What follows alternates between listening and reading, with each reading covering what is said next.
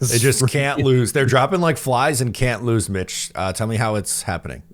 I don't know, man. I don't get it. PK obviously is one of the, PK's been good. Also, someone by the name of Brock Nelson's been pretty freaking sick over his last, let's see, 1, 2, 3, 4, 5, 6, 7, 8 games. He's got 1, 3, 5, 6, 8, 10 points. That's outstanding.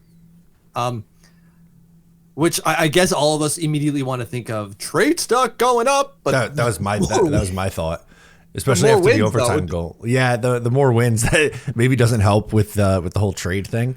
But to talk about, I mean, going a slightly different direction here. But Bo Horvat's someone else who's also been playing out of his mind recently, and as discussed, Bo Horvat is going to be here going forward.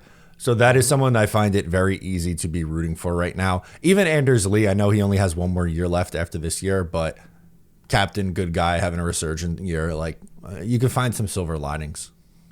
Yeah, and that's going to help if maybe we're not in it next year. Maybe there's some trade stock for Anders Lee, because you've got, well, this year he played well, and maybe he carries that over to a certain degree next year, although he will be 35 years old next season. Or that it will be his 35-year-old season. I don't know when he actually turns 35. There might be someone in there going like, yeah, well, we'll take him if you hold 50% of that $7 million contract.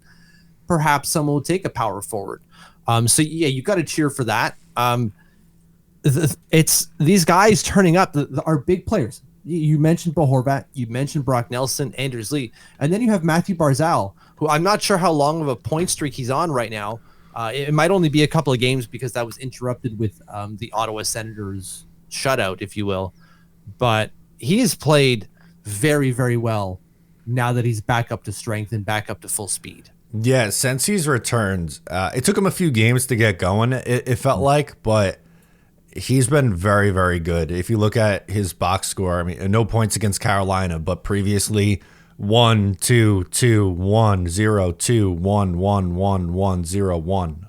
Like, pretty much since the new year, he's been excellent. Yeah.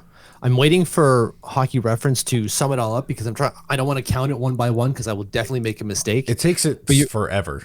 I don't know why. That's a complaint. Later in the day, it does. In the morning, super fast. Okay.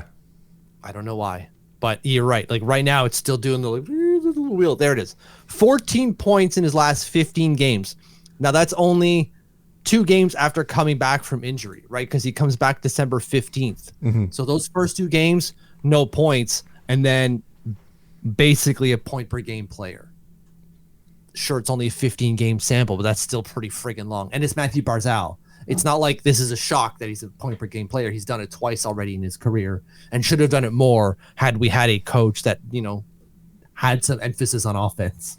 Right. Like the 80, I mean, he's coming off a year where he had 80 points in 80 games a year ago. So like that's kind of what we've grown to expect with Matthew Barzal, and they need that. And they need Bo Horvat to be scoring, 30 goals, and they need him to be putting up points. So, we could take that as positives, and maybe they find a way to get someone in here that's going to be on that same line with them going forward for a long period of time. But even if it's just, Barzal and Horvat finding their chemistry and playing well down the stretch, yes, I'm not saying like this changes anything and that they don't need a retool. We both very much agree that they desperately still need to retool.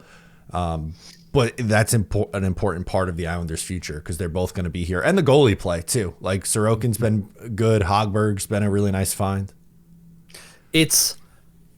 So we talk about some positives, and I think we'll get back to that at some point. But I think when we talk about this win streak, you go like, how sustainable is it that this team keeps on winning games?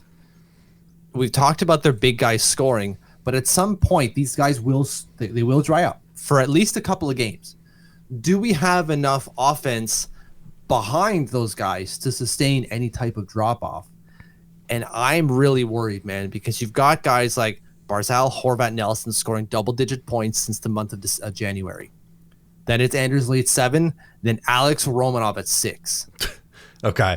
I love Romy, but that's not what he's here for. Yeah, exactly. Right. Romanov should not be your 5th highest scoring player. He's got 6 points in 7 games, dude, which is fantastic. Yeah. But exactly as you said, that shouldn't be your next wave No. of scoring talent. No, he's been playing out of his mind recently, and hopefully it's finally just he's healthy and this is what he is. But I look at with their most recent amount of success, right? They've won 7 of their last 9. Yeah. The play in net, like they're not allowing a ton of goals. Like sure, the 5-4 win, they allowed 4 goals in an overtime win against Boston, but after that, 0-1-2, a clunker, a 5-3 loss against the Flyers, and then 1-1-1-2. Pretty friggin' good. Yeah, so since January 1st, Ilya Sorokin, 930 and a 2.0 goals against average. Marcus Hogberg, 946, 126. With like 6 games for Sorokin, 4 games for Hogberg. Like pretty even sample size, if you will, within the same period of time. If you like that, make sure to subscribe to Up the Turnpike on Patreon for more exclusive New York Islanders content.